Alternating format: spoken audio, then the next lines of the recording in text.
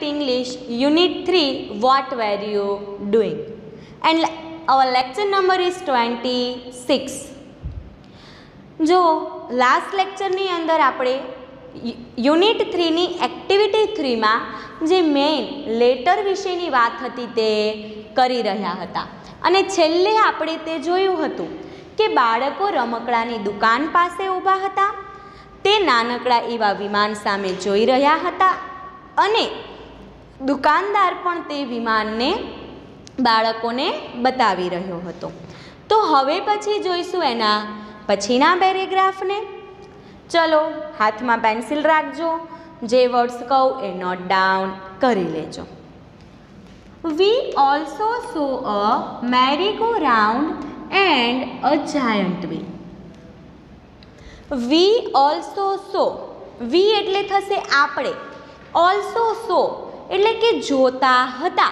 શું જોયું હતું? તો merry-go-round and a giant wheel.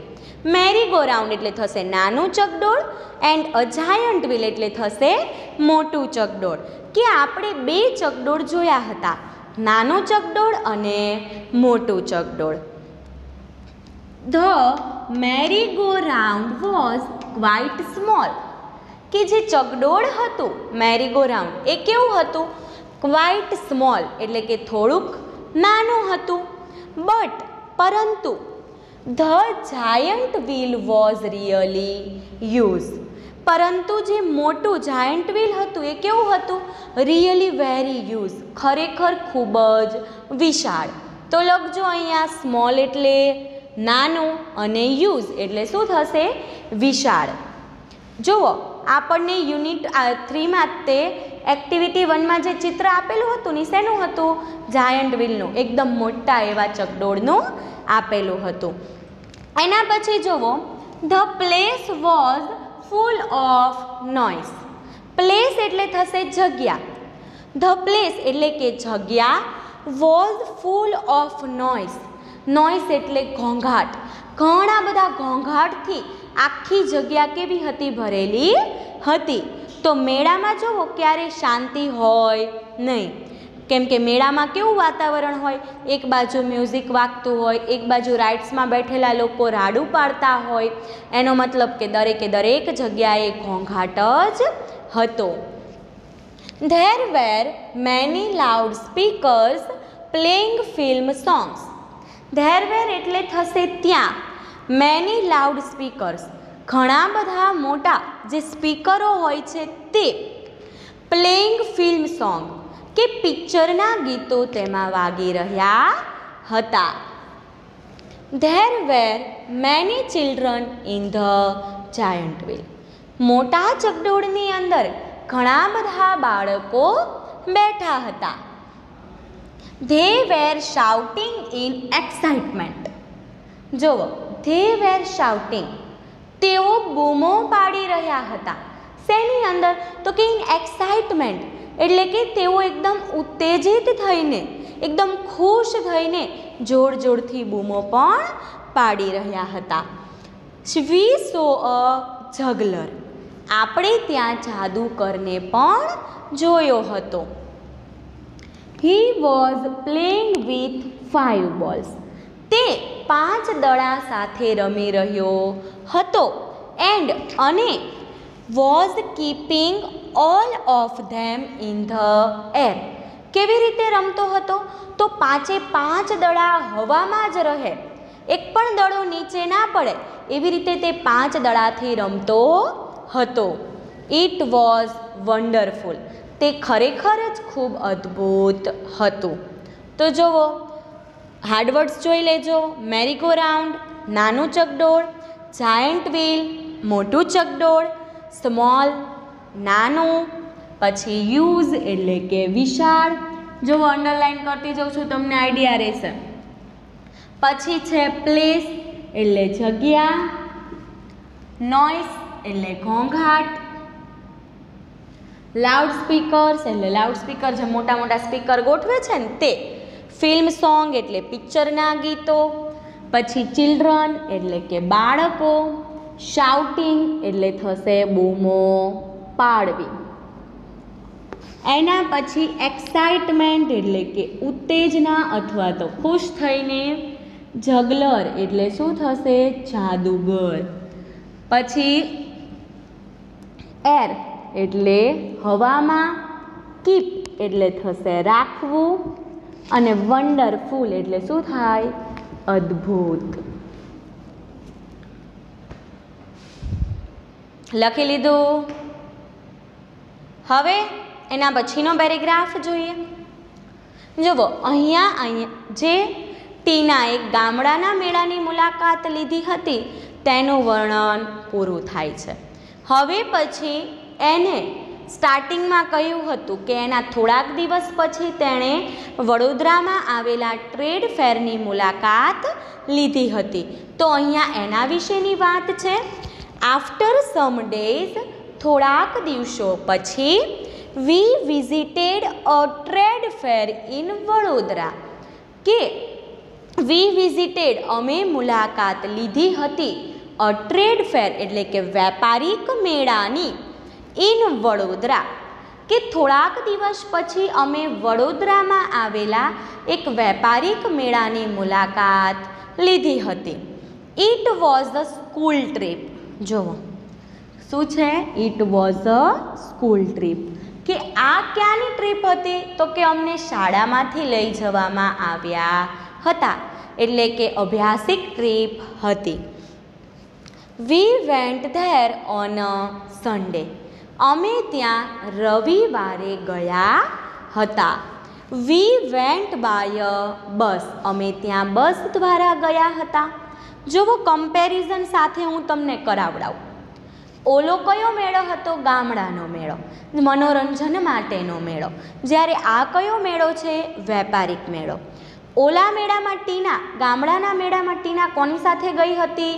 તેના પેરેન્ટ્સ સાથે, તેના માતા પિતા સાથે. જ્યારે આ ટ્રીપ કેવી છે? તો કે સ્કૂલ ટ્રીપ છે. એટલે કોની સાથે ગઈ હશે? તેના શિક્ષકો સાથે, તેના સ્કૂલના ફ્રેન્ડ્સ સાથે. બરાબર. પછી ગામડાના મેળામાં તેઓ શેમાં ગયા હતા? By auto rickshaw. જ્યારે ટ્રેડ ફેરની મુલાકાત લેવા તેઓ બસમાં ગયા છે. હવે ઓલા ક્યારે? સાંજે ત્યાં પહોંચ્યા હતા, જ્યારે ટ્રેડ ફેરની મુલાકાત લોકોએ રવિવારે લીધી હતી. જુઓ, પ્રસ્તાવનામાં હું તમને બંનેની કમ્પેરિઝન પણ સાથે સાથે કરાવતી જઈશ, કારણ કે આપણા આ જ યુનિટમાં એક એક્ટિવિટી છે જેની અંદર તમારે કોષ્ટકમાં બંને મેળાનું શું કરવાનું છે? વર્ગીકરણ. કે ભાઈ આ મેળામાં આવું હતું, આ મેળામાં આવું હતું, બંનેની તુલના કરવાની છે. એના માટે તો અહીંયા લખજો ટ્રેડ ફેર એટલે વેપારિક મેળો થશે. બરાબર. હવે જુઓ એના પછીનો paragraph. There was no entry fee. Entry fee એટલે થશે પ્રવેશ ફી. પ્રવેશ માટેની ફી હોય ને તે. તો કે આ મેળાની અંદર કોઈ પ્રકારની પ્રવેશ ફી હતી નહીં. ધ હોલ ગ્રાઉન્ડ, આખું મેદાન, was full of large stalls. લાંબા લાંબા સ્ટોલ વડે આખું મેદાન ભરેલું હતું. There were many stalls of electronic goods. ત્યાં ઘણા બધા સ્ટોલ હતા. શેના? તો કે ઇલેક્ટ્રોનિક ગુડ્સ એટલે કે ઇલેક્ટ્રોનિક ચીજ વસ્તુઓના. લાઈક જેવી કે TV, VCR and music system. Television, TV આપણે જે જોઈએ છે ને તે VCR, અને જે સંગીતની સિસ્ટમ હોય મ્યુઝિક સિસ્ટમ્સ. આવા અલગ અલગ પ્રકારની ઇલેક્ટ્રોનિક આઇટમ્સના ઘણા બધા ત્યાં સ્ટોલ્સ હતા. The girls on the counters were well dressed. જુઓ કે જે કાઉન્ટર, દરેકે દરેક સ્ટોલના કાઉન્ટર ઉપર વેલ ડ્રેસ, સુસજ્જ રીતે પોશાક પહેરેલો હોય તેમાં ત્યાં ગર્લ્સ એટલે કે છોકરીઓ હતી. They were answering the questions of visitors with a smile. Visitor એટલે લખજો મુલાકાતી. કે જે પણ મુલાકાતી આ મેળાની મુલાકાત લે અને ભાઈ કોઈ પણ વસ્તુને લગતા કંઈ પ્રશ્ન હોય તો તે પ્રશ્ન ક્યાં પૂછતા? કાઉન્ટર ઉપર. અને જે છોકરીઓ ત્યાં કાઉન્ટર ઉપર હતી તે શું કરતા? તો કે સરસ મજાના હાસ્ય સાથે તેનો જવાબ આપતા હતા. હવે લખજો અહીંયા ફૂલ ઓફ હોલ ગ્રાઉન્ડ એટલે કે આખું મેદાન. લાર્જ સ્ટોલ્સ એટલે કે વિશાળ સ્ટોલ. પછી આવશે ઇલેક્ટ્રોનિક ગુડ્સ એટલે કે ઇલેક્ટ્રોનિક વસ્તુઓ. બરાબર. પછી વિઝિટર એટલે લખજો મુલાકાતી. આન્સરિંગ એટલે થશે જવાબ આપવો, પ્રત્યુત્તર આપવો. સ્માઇલ એટલે હાસ્ય સાથે.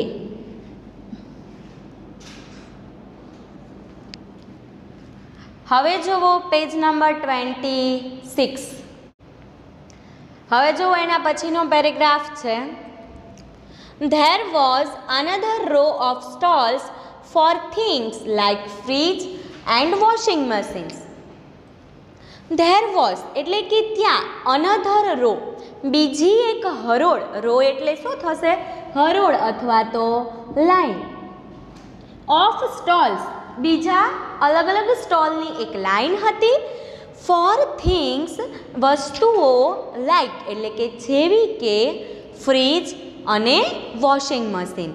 બીજી લાઈનમાં ફ્રીજ અને વોશિંગ મશીન જેવી વસ્તુઓની દુકાનો એટલે કે સ્ટોલ્સ હતા. One salesman was demonstrating the use of mixer grinder. હવે તેમાંથી વન સેલ્સમેન, એક સેલ્સમેન ડેમોન્સ્ટ્રેટિંગ ડેમો આપી રહ્યો હતો. ડેમો આપવો એટલે શું? તો કે કઈ રીતે ઉપયોગ કરવો તેનો તમને શું બતાવતા હોય? પ્રયોગ કરીને બતાવતા હોય. એને શું કહીશું? ડેમોન્સ્ટ્રેટિંગ the use of mixer grinder. કે મિક્સર ગ્રાઇન્ડરનો ઉપયોગ કેવી રીતે કરવો તેનો ડેમો એક સેલ્સમેન આપી રહ્યો હતો. ટુ યંગ વુમેન વેર આસ્કિંગ હિમ સમ ક્વેશ્ચન્સ. કે બે યંગ વુમેન યુવાન સ્ત્રીઓ વેર આસ્કિંગ હિમ તેને પ્રશ્નો પૂછી રહી હતી. શેના વિશે?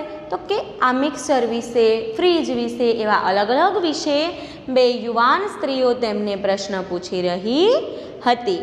તો લખજો ફ્રીજ અને વોશિંગ મશીન એટલે તો ખબર જ છે. યુઝ એટલે થશે ઉપયોગ. ડેમોન્સ્ટ્રેટિંગ એટલે પ્રયોગ કરીને બતાવવો. પછી છે યંગ વુમેન એટલે કે યુવાન સ્ત્રીઓ. આસ્કિંગ એટલે પૂછવું. સમ ક્વેશ્ચન્સ એટલે થશે કેટલાક પ્રશ્નો. હવે છે એના પછીનો paragraph. We went round and so everything. અમે ગોળ ગોળ ગયા હતા. એન્ડ સો એવરીથિંગ અને બધું જ જોઈ લીધું હતું. At the other end of the fair. કે મેળાની બીજી બાજુ, જે અંત બીજી બાજુનો હતો ત્યાં. There were some fast food stalls. કે કેટલાક ફાસ્ટ ફૂડ, કે ફાસ્ટ ફૂડ એટલે કે અલગ અલગ નાસ્તાની દુકાનો હતી. માય ફ્રેન્ડ્સ મારા મિત્રોએ ઓર્ડર્ડ પીઝા. શેનો ઓર્ડર કર્યો? તો કે પીઝાનો ઓર્ડર આપ્યો હતો. એન્ડ આઈ ઓર્ડર્ડ અને મેં શેનો ઓર્ડર આપ્યો હતો? A glass of lassi. કે મારા મિત્રોએ પીઝા મંગાવ્યો અને મેં એક ગ્લાસ લસ્સી મંગાવી હતી. We sat down for a while. અમે થોડાક સમય માટે ત્યાં બેઠા હતા. એન્ડ સર્વ ધ ફૂડ. ત્યાં જ અમને અમારું જે અમે ઓર્ડર આપ્યો હતો તે ખોરાક, તે નાસ્તો મળી ગયો હતો. There were a couple of sweet shops. કે ત્યાં બે જેટલી મીઠાઈની દુકાનો પણ હતી. બટ પરંતુ we did not buy any sweets. પરંતુ અમે કોઈ પ્રકારની મીઠાઈ ખરીદી નહીં. જોજો અહીંયા સો એટલે થશે જોવું. At the other end of the fair એટલે કે મેળાની અંત બાજુએ. પછી ફાસ્ટ ફૂડ સ્ટોલ્સ લખજો નાસ્તાના સ્ટોલ, નાસ્તાની દુકાનો. ઓર્ડર એટલે શું થાય? આદેશ આપવો, પણ અહીંયા આપણે શું કરવું? ઓર્ડર આપવો, એવું જ કહીએ છીએ. પછી સેટ ડાઉન એટલે કે બેસવું. પછી લખજો કપલ ઓફ સ્વીટ શોપ, મીઠાઈની 2 દુકાનો. અને બાય એટલે થશે ખરીદવું. બરાબર. પછી જુઓ, વી કેમ બેક ઇન ધ ઇવનિંગ. અમે સાંજના સમયે કેમ બેક એટલે કે પરત ફર્યા હતા. ઓકે, આઈ વિલ સ્ટોપ નાવ. સારું, હું અહીંયા હવે સ્ટોપ એટલે કે થોભી જાઉં છું. Convey my regards to your parents. તારા માતા પિતાને મારા વંદન કહેજે. યોર સિન્સિયરલી ટીના. તારી બહેનપણી સિન્સિયરલી, બરાબર. કોણ? ટીના. જુઓ, અહીંયા આપણા યુનિટ 3ની મેઇન એક્ટિવિટી જે છે, યુનિટ 3ની મેઇન એક્ટિવિટી નંબર 3 કમ્પ્લીટ થાય છે. આખા પત્રની અંદર ટીનાએ ખૂબ જ સરસ રીતે બંને પ્રકારના મેળાનું વર્ણન પણ કરેલું છે. તો હવે પછી આપણે જોવાની છે એના પછીની એક્ટિવિટી નંબર 4. જુઓ, આપણા આ એક્ટિવિટી 3માં મેં તમને જેટલા વર્ડ્સ કહ્યા એ બધા વર્ડ્સ આપણી બુકમાં તમારે લખવાના રહેશે. બરાબર. એક્ટિવિટી 4. હવે listen to the following phrases. Read them aloud. Find out similar phrases from the letters in activity 2 and 3. Follow the example. જો અહીંયા શું કીધું છે કે નીચેના જે phrases, idiom phrases એટલે રૂઢિપ્રયોગના જે અર્થ છે તે તમારે જોવાના છે અને આપેલા રૂઢિપ્રયોગ જેવો જ અર્થ કા તે રૂઢિપ્રયોગ દર્શાવતું વાક્ય આપણે એક્ટિવિટી 2 અને 3 માંથી શોધીને લખવાનું છે. એના માટે ફોલો ધ એક્ઝામ્પલ કે નીચેના ઉદાહરણોનું અનુકરણ કરજો. જો પહેલું છે એક્ઝામ્પલ 1. કેમ બેક ફ્રોમ અમરેલી. શું કીધું છે? અમરેલીથી સાંજે પાછા આવ્યા. તો જો આપણે જે લેટર જોયો એમાં એવું હતું કે ટ્રેડ ફેરમાંથી તેઓ સાંજના સમયે પાછા આવ્યા હતા. તો શું લખેલું છે? કેમ બેક ઇન ધ ઇવનિંગ. તો અહીંયા જુઓ, આ કેમ બેક અને આ કેમ બેક બંને સેમ આવ્યા અને ફક્ત આ બીજું છે જ્યારે આ પાઠને લખતું છે. બરાબર. હવે જોઈશું બીજું. Fail down from the giant wheel માંથી ચકડોળમાંથી નીચે પડ્યું. તો જુઓ, ફેલ ડાઉન કઈ સ્ટોરીમાં આવ્યું હતું? વીનુ વાળી સ્ટોરીમાં, એક્ટિવિટી 2 માં. શું હતું? Fell down from the branch and તો લખો fell down and broke his leg. Activity 2 માંથી આ વાક્ય લીધેલું છે કે સ્ટોરીના એન્ડમાં હતું Vinu fell down and broke his leg, કે વીનુ નીચે પડી ગયો અને તેનો પગ ભાંગી ગયો. તેથી આપણે બીજામાં આ વાક્ય લખીશું. એના પછી જોઈએ sentence 3. Looking at the birds. પક્ષીઓની સામે જોવું, પક્ષીઓને નિહાળવા. તો જો આવું વાક્ય ક્યાં હતું? તો યાદ કરો, એક્ટિવિટી 3 યુનિટ 3 માં એક્ટિવિટી 3 બાળકો રમકડાની દુકાન સામે ઊભા હતા અને પ્લેનની સામે જોઈ રહ્યા હતા. તો એનો મતલબ અહીંયા શું લખીશું? Looking at a small plane. બરાબર. લખજો ત્રીજામાં looking at a small plane. હવે લખો ચોથું sentence. Laughed at my friend. કે મારા મિત્ર સામે જોઈને હસવું. જો આવું હસવાની બાબત પત્રમાં નહોતી આવી, પણ વીનુ વાળી સ્ટોરીમાં આપણે જોયું હતું કે ઓલ્ડ મેન છે વીનુને કહે છે કે ઓ Vinu, don't cut this branch, you will fall. કે તું નીચે પડી જઈશ, તે ડાળી કાપીશ નહીં. આ સાંભળીને કોણ હસે છે? તો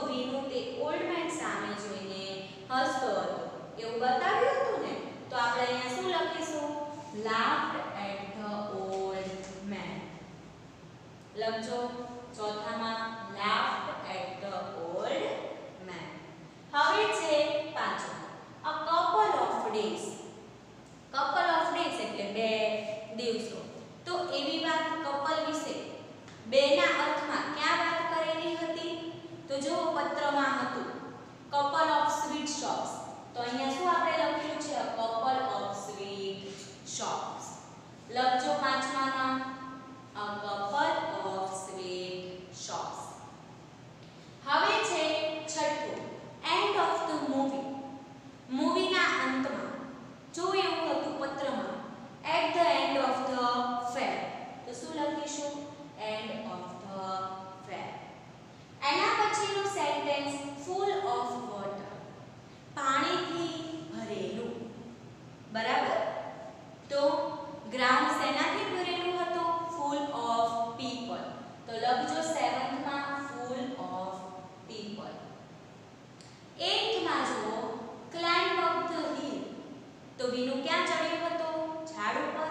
climbed up a tree. પછી છે sentence number 9 row of trees.